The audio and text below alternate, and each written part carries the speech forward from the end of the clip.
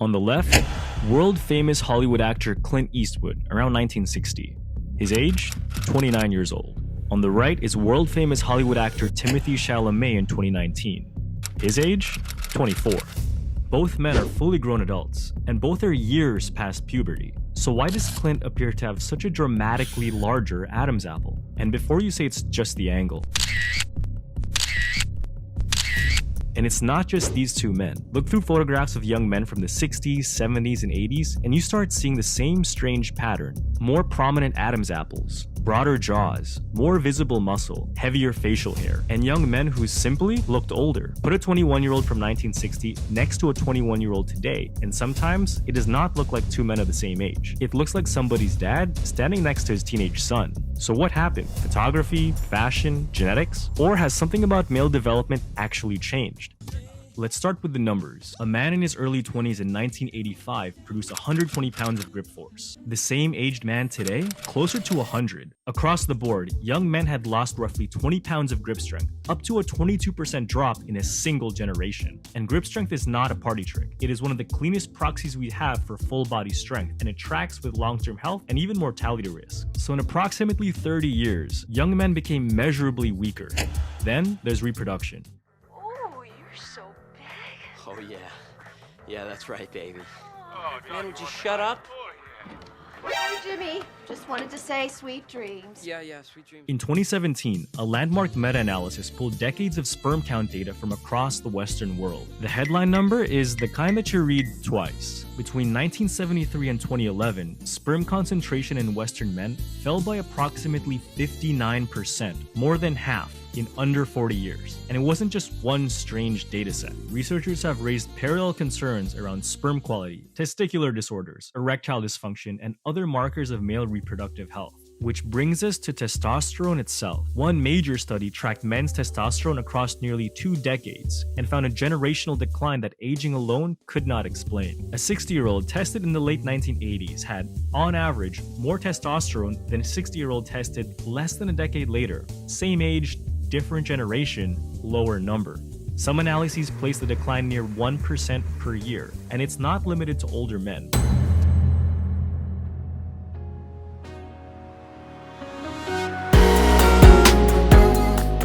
Another study in 2016 showed a 20% overall drop in testosterone levels in adolescent and young men between 2016 and 1999. So before we even zoom in on the Adam's apple, we already have 3 signals pointing in the same direction. Young men getting weaker, sperm counts down, and testosterone falling across generations. Something definitely has changed. But could those changes also affect the way male development looks? And more importantly, what could be causing this overall change in our biology? To answer that, we need one concept: sexual dimorphism, the physical differences between males and females of the same species. Before puberty, boys and girls share many of the same physical proportions. Then, sex hormones begin pushing the body down 2 different roads. In boys, testosterone contributes to a deeper voice. Your voice is just naturally deep like that? Yeah.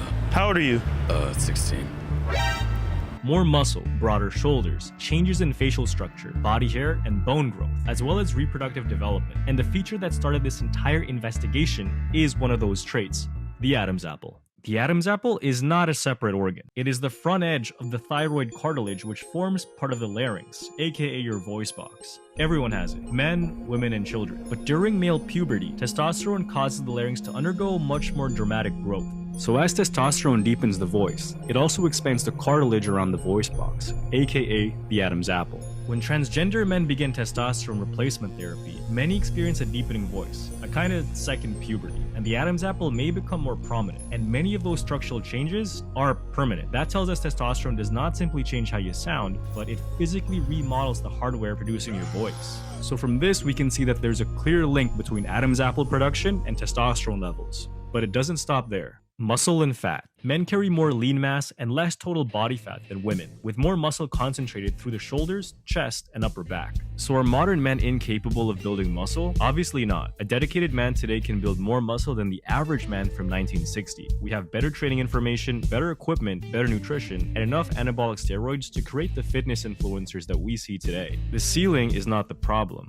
The average is. Adult obesity in the United States has approximately tripled since the 1970s. And body fat does not just hide masculinity. Underneath the surface, fat does something worse. It changes your hormones. Greater body fat is strongly associated with lower testosterone. Obesity can lower sex hormone binding globulin, or SHBG, which reduces measured total testosterone. In more severe obesity, the signals traveling between the brain and the testicles can also become suppressed. The key to all this happening is a little enzyme called aromatase. Aromatase is an enzyme that converts testosterone into estrogen. More body fat means more aromatase activity, which leads to even more body fat and less muscle. This creates a loop. One example we see of this is with steroid use. Your body's natural hormonal environment is drastically changed because of the outside stimulus. But once that stimulus goes away, your natural hormonal environment is pretty bad. It's why bodybuilders who come off gear can deflate from action figure into somebody who looks like they just finished an 8-hour session of Call of Duty. Now, hold on to that aromatase loop, because it's about to explain male breasts and the most mock scientific story on the internet: male breast development. Girls develop breasts, men aren't supposed to. So then why are so many men developing them today? Gynecomastia is the growth of actual glandular breast tissue in males. A 20-year Danish registry recorded an approximately 11 times increase in diagnoses among men aged 61 to 80, and a 5x increase among teenage boys aged 16 to 20. In the United States, surgical treatment reportedly increased by approximately 19% in recent years. And remember aromatase? It is the critical enzyme that drives breast tissue growth in gynecomastia. To recap, more body fat leads to more aromatase, which leads to more testosterone converted into estrogen. That puts you at greater risk of male breast development. Steroids create another pathway. If you flood the body with enough external androgens, then part of that hormonal load is converted into excess estrogen. At the same time, the body suppresses its own natural testosterone production. That combination is why steroid-induced gynecomastia is so common in bodybuilding and PED use today. So male breast development leads us directly back to the same hormonal environment we have been building throughout this entire video. But body fat and steroids aren't the only things that can interfere with aromatase and cause this dramatic global increase in gynecomastia rates. Gay frogs. I don't like them putting chemicals in the water that turn the friggin' frogs gay. Do you understand that? Serious. I'm sick of being social engineered. It's not funny. A Berkeley biologist named Tyrone Hayes studied atrazine, one of the most widely used herbicides on Earth, and one of the pesticides most frequently detected in groundwater and drinking water. In a 2010 study, Hayes and his colleagues exposed male frogs to low, environmentally realistic concentrations of atrazine. The results were not subtle. Approximately 3/4 of the males exposed were demasculinized, and roughly 1 in 10 genetic males developed into functional females capable of mating with other males and producing viable offspring. What? Their reproductive biology had physically changed. How it works is atrazine appears to increase aromatase levels, the same enzyme that's connected to body fat and male breast development. Aside from atrazine, the other hormone-disrupting chemicals include phthalates, an endocrine disruptor found pretty much everywhere, from perfumes, plastics, to most modern products. Its purpose is to make plastics soft, but it could also be making other things soft. On top of that, it's associated with a host of neurological and respiratory diseases, plus it's carcinogenic. Bisphenols, like BPA, are known as xenoestrogens. They're environmental compounds that mimic estrogen once they get in your body. The worst part is how commonly used it is. It's found in the linings of canned food, inside reusable water bottles, dental sealants, and even on the surface of paper receipts. The last toxin I'll specifically mention is PFAS, or per- and polyfluoroalkyl substances. It is a forever chemical, which means it does not break down in the environment or the human body, and it's been associated with things like increased cholesterol, decreased immune system response to vaccines, higher risk of kidney and testicular cancer, as well as developmental delays in infants. It's most commonly found in drinking water, food and seafood, food packaging, non-stick cookware, as well as cosmetics and personal care products. So in summary, escaping these chemicals in daily life is almost entirely impossible. But these chemical toxins are just one aspect of how our body is changing because of our environment. Overfed but undernourished. Here's the part that doesn't make sense. We're the most overfed generation in human history, but also kind of malnourished.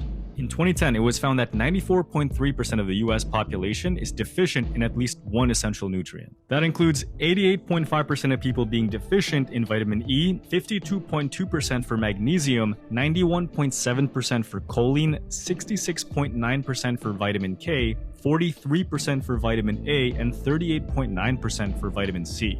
And that's not even counting trace minerals like selenium, zinc, copper, and iron. On top of that, 97% of people had too much sodium in their body. But what could be responsible for this? When you look at chickens in grocery stores in the US today, they're roughly 4 times the size of one from 60 years ago. They're bred bigger, faster, and fatter by being fed corn and soy. But bigger isn't the same as healthier. When crops and livestock are engineered for mass, the nutrients don't scale with the size. Researchers tracking decades of USDA data found measurable drops in protein, iron, and calcium levels in our food, alongside other trace minerals. So you can eat more than any human in history and still come up short on the exact things like zinc, magnesium, protein, and fiber that a body actually needs to develop. And that matters most during childhood and puberty. But it doesn't stop there. Because for the first time in history, kids today carry a casino, a shopping mall, a social hierarchy, and a 24-hour global disaster feed inside their pockets, chronically online. When people hear chronic stress, they picture war or poverty. But today, you can now put your body into a full stress state without leaving your bedroom. And it reaches your hormones in 2 ways. First is sleep. At this point, we all pretty much know that cell phone use before bed isn't great for your sleep. Numerous studies show how it lowers total time sleeping and worsens the quality of your sleep. But how bad is that for you in reality? In one of the most cited studies on this, healthy young men were cut to just 5 hours of sleep a night for a single week. Their testosterone dropped 10 to 15%. That's equivalent to aging 10 to 15 years in just 7 days. So sleep is pretty important. Second pathway is the stimulation itself. Scrolling, swiping the next video, your nervous system doesn't read that as harmless entertainment. Every emotional spike fires the same stress machinery, dumping cortisol right alongside with dopamine. So you get hooked and you get inflamed at the same time, which leads to more cortisol, more inflammation, and more time alone. Not a harder life than other generations before, but one that your nervous system was never built to process. So if we take a look at the contributing factors, sleep deprivation, sedentary living, excess body fat, endocrine disrupting chemicals, ultra-processed food, nutrient deficiencies, and chronic stress. All of these contribute to lower testosterone. Most men will benefit from the same advice: sleep properly, lift weights, move throughout the day, lose excess body fat, and eat actually nutrient-dense foods, as well as reducing any unnecessary chemical exposure. But what happens when you've already tried those things, and yet you still feel tired, inflamed, foggy, unmotivated, and hormonally flat? That's when you need to investigate the system that influences your entire body, your gut. Not because every case of low testosterone is secretly caused by digestion, but because gut dysfunction can keep the body trapped in the same inflammatory and metabolic state that you're trying to escape. The reality is, your hormonal environment is not controlled by the testicles alone. It's influenced by the brain, the liver, the body fat, the immune system, your body's overall level of inflammation, and a lot of that is managed by the microbial ecosystem inside the gut. But the most important connection is inflammation. A damaged or inflamed gut from ultra-processed food, chemical exposure, infection, antibiotics, or even chronic stress can allow inflammatory signals to spread throughout the body. That's exactly why I use GutFix. It's an app that takes your symptoms, food habits, and health history and turns them into practical plans for improving your gut and metabolic health without forcing you to piece together hundreds of conflicting videos and studies yourself. It shows me the exact supplements that I need to take, why I'm taking them, and how long I should be taking them for. The end result is a gut that works with your body instead of against it, and it's linked below. So are men literally losing their Adam's apples? Not literally, but the body that grew those Adam's apples, the strength, the structure, and the hormones that built it, that's what's quietly eroding. We didn't get weaker because we got lazy. We got weaker because the water, the food, and the toxins and stimulants in our daily life changed faster than our biology could. The good news is almost every input we covered is one you can actually control. The man from 1960 didn't have better genetics. He had a cleaner environment, and you can rebuild most of that on purpose. The question is whether if you decide it's worth the effort.